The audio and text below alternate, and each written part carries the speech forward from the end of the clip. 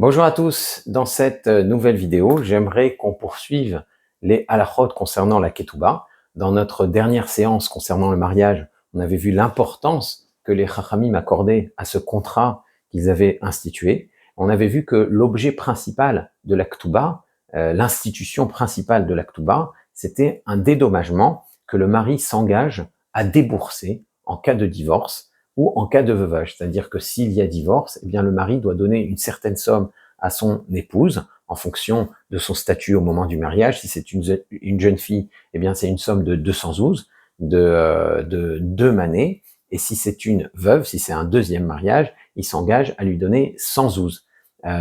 L'objet de cette somme, l'objet de la ketouba, ce pourquoi les chachamim ont institué ce dédommagement, c'est pour que chez l'otae kala be'ainav leotia, pour que le mariage ne se défasse pas sur un coup de tête, qu'on ne décide pas de divorcer du jour au lendemain, mais pour que la décision soit une décision qui soit lourde, qui soit difficile à prendre, de façon à ce que le mariage puisse être plus durable. Ça, c'est l'objet principal, l'institution principale de la ketouba. Chez l'Otee Kala Be'enav Leotia. Alors bien sûr, on a vu que cette somme, elle était devenue de nos jours assez symbolique et que de toute façon, aujourd'hui, on ajoutait systématiquement ce qu'on appelle une tosefet, de façon à ce que le dédommagement soit quelque chose de confortable, de convenable, qui puisse permettre à une épouse d'être entretenue pendant un certain temps et éventuellement de pouvoir refaire sa vie.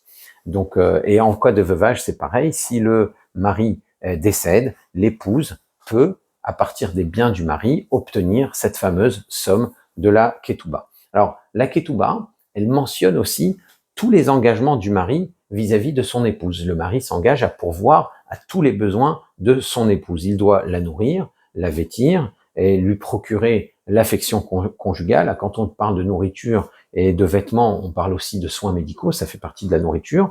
Et ces engagements, d'après de nombreux chachamim, eh bien, ils font partie des obligations de la Torah. D'après Rashi, par exemple, d'après Rashi notamment, d'autres poskim aussi, c'est le pasuk dans Parashat Mishpatim qui dit « She'era kesuta ve'onata lo yigra » qui oblige le mari. She'era kesuta ve'onata lo yigra, ça veut dire il ne la privera pas ni de sa nourriture, il ne la privera pas de son vêtement, il ne la privera pas de son besoin régulier. Une ona, ça veut dire un besoin qui revient régulièrement, comme une ona, c'est une saison.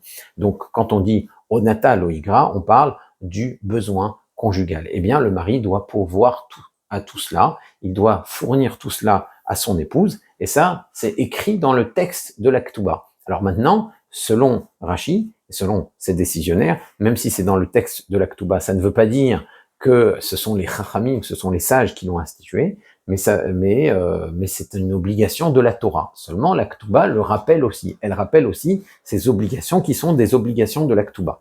Maintenant, il y a d'autres obligations qui ne sont pas mentionnées dans la Ketouba, qui sont des institutions des chachamim, qui sont ce que l'on appelle des clauses, des Tnaï Ketouba. Eh bien, ces Tnaï Ketouba, la Mishnah les expose, la Mishnah dans Masechet Ketubot, elle mentionne donc d'autres engagements qui ne sont pas mentionnés explicitement dans la Ketouba. Par exemple, le mari a le devoir de secourir son épouse si elle est prise en captivité, si elle est kidnappée, comme malheureusement ça pouvait arriver à l'époque des Chachamim, à l'époque des sages dans l'Antiquité, et même durant le Moyen-Âge, et même malheureusement encore aujourd'hui dans certains pays, eh bien la première personne qui doit s'occuper de délivrer cette femme qui a été prise en captivité, eh bien c'est son époux. L'époux s'engage à délivrer sa femme en cas de captivité, et même si pour cela il doit débourser une rançon. Ça fait partie des engagements qu'il prend quand il signe la ketouba. Il prend aussi en charge les frais de son enterrement si elle décède. C'est au mari de payer les frais de l'enterrement de sa femme. S'il se remarie ensuite, c'est-à-dire qu'il a eu des enfants avec une première femme, celle-ci est décédée, il s'est engagé à l'enterrer, il le fait, et il se remarie ensuite, il a d'autres enfants, eh bien, ça fait partie des engagements de la Ketouba de donner aux enfants du premier mariage, aux enfants qu'il a eu avec la première femme, certains avantages qui proviennent de la Ketouba, de cette première épouse. Il doit leur donner ce qu'on appelle la Ketouba de Benidichin, il doit donner ce qu'on appelle les mésonotes à ces enfants-là qu'il a eu de son premier mariage. Alors, tous ces engagements ont une contrepartie. Quand le mari s'engage, par exemple, à nourrir son épouse, c'est pas quand il s'engage, c'est-à-dire il s'engage, c'est une obligation, mais du fait que le mari s'engage à nourrir son épouse, eh bien, son épouse, elle, s'engage à lui verser le fruit de son travail. Elle s'engage à lui verser ses maaseh yadeha, comme on les appelle dans la Mishnah de Ketubot. Et cette clause a été prévue par les Chachamim à l'avantage de l'épouse. C'est-à-dire que c'est pour que l'épouse ait de façon continue la nourriture de la part de son époux, qu'elle soit entretenue de façon continue par son époux. C'est pour cela qu'elle s'engage à donner ses maaseh yadéa, le fruit de son travail. Mais une femme ne peut pas toujours travailler. Elle a des moments où elle est enceinte, elle accouche. Tous ces événements de la vie font qu'elle ne peut pas travailler de façon systématique, alors que le mari, lui, peut le faire tout le temps. Donc il s'engage à nourrir son épouse et son épouse peut bénéficier de cela. C'est ça l'engagement des mésonotes. Alors étant donné que quand les Chachamim ont prévu cette clause, c'était à l'avantage de l'épouse, elle a le droit d'y renoncer. Elle a le droit d'y renoncer, elle a le droit de dire « je préfère conserver le fruit de mon travail, je préfère conserver mon salaire, je préfère conserver ce que je gagne par mon commerce, et eniosa et eninizonet. » Donc elle peut dire eninizonet ve eniosa, je préfère ne pas prendre les mésonotes, ne pas prendre de traitement de la part de mon époux et conserver le fruit de mon travail. Ça, c'est un droit qui est prévu par les Chachamim dans Masechet Ketubot. De la même manière, puisqu'on parle de contrepartie, puisqu'on parle de réciprocité, les Chachamim, les sages, ont institué que le mari hérite de son épouse en échange de son engagement à payer ses funérailles. Donc, ces clauses forment ce qu'on appelle les Tnaï Ktuba, comme on l'a dit. Ils sont exposés, ils sont discutés, ils sont expliqués dans cette fameuse Masechet, c'est une Masechet grandiose, qui s'appelle Masechet Ketubot.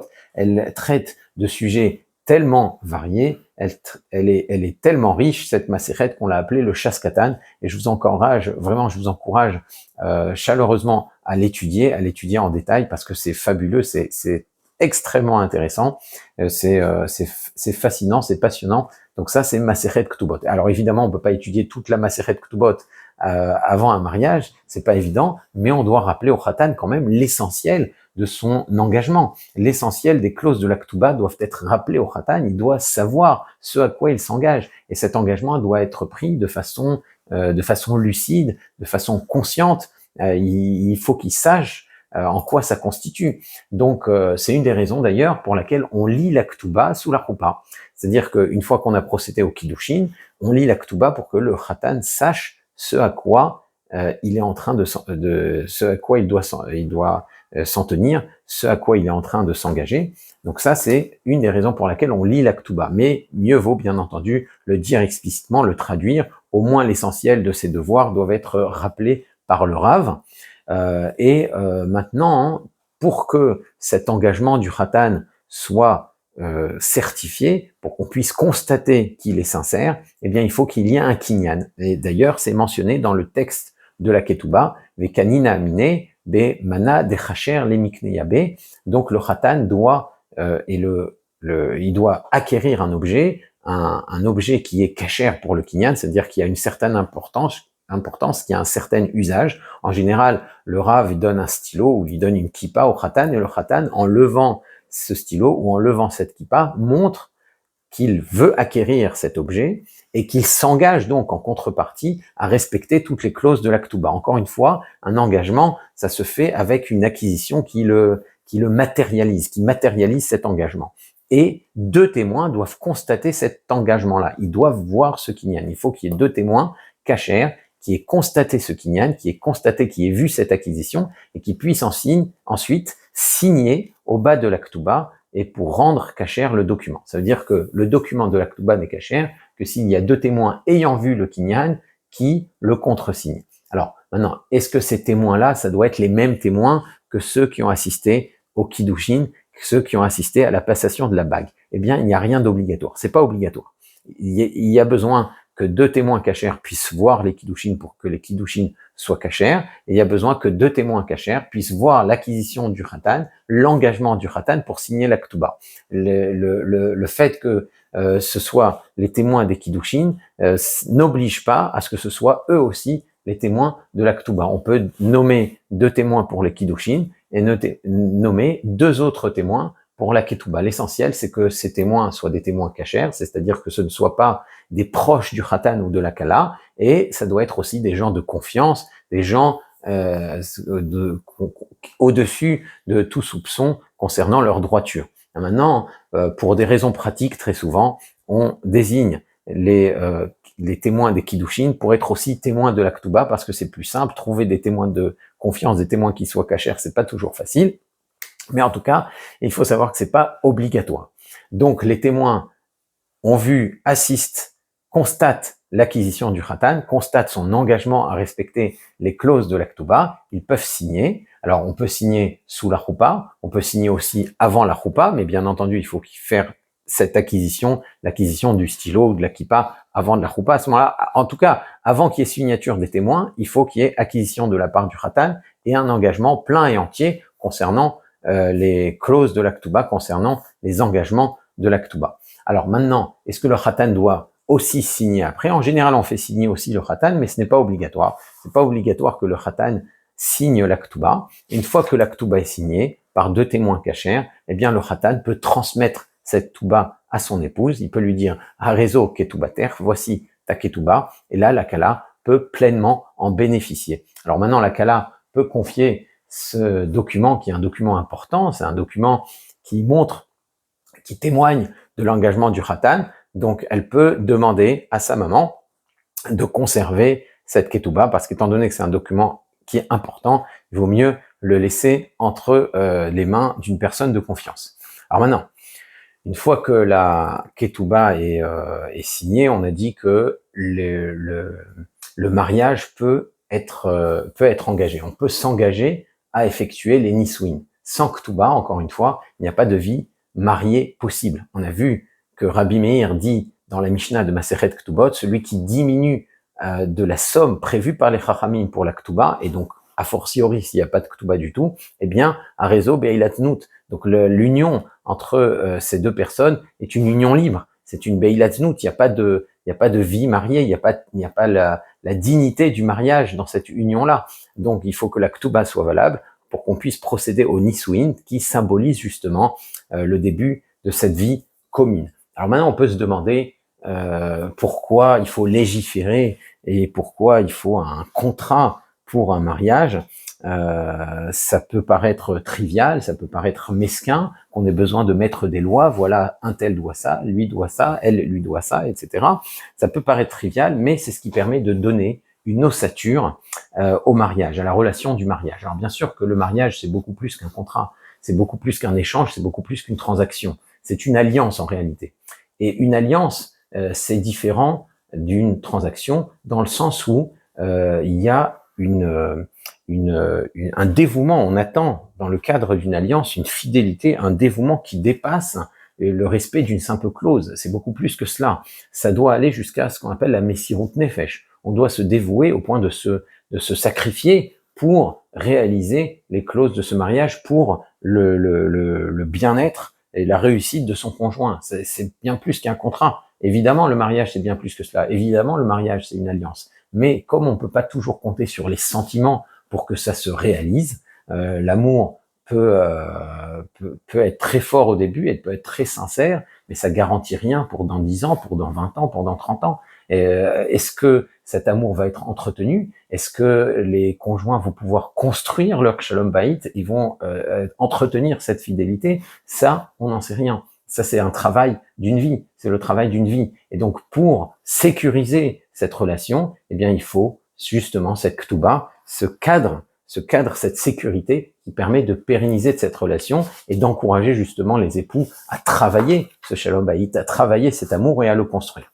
Donc, voilà ce que c'est le rôle d'une ketouba. Donc, une fois que la ketouba est signée, qu'elle est cachère, qu'elle est transmise par le khatan à la kala, là, on peut procéder, comme on l'a dit, au nisuin, puisqu'il y a ketouba, puisqu'il y a engagement de la part du khatan, eh bien là, il peut y avoir la dignité des nisuin, il peut y avoir célébration du mariage, célébration de la choupa avec les Sheva Brachot. Alors, qu'est-ce que c'est la choupa? En quoi ça consiste la choupa exactement? Eh bien, il y a plusieurs avis à ce sujet. Il y a l'opinion du Rambam, celle de Maïmonide donc, qui est rapportée par le Shulchan Aruch, et il y a d'autres avis encore qui sont rapportés par le Rama. Il y a plusieurs façons de célébrer la choupa à proprement parler. Qu'est-ce que c'est la choupa? Eh bien ça, on le verra dans Bezrat Hashem, une autre séance. Si vous avez des questions sur la ketouba, n'hésitez pas à les poser dans les commentaires ou dans notre groupe WhatsApp. Et d'ici la prochaine fois, je vous dis à très bientôt. Au revoir.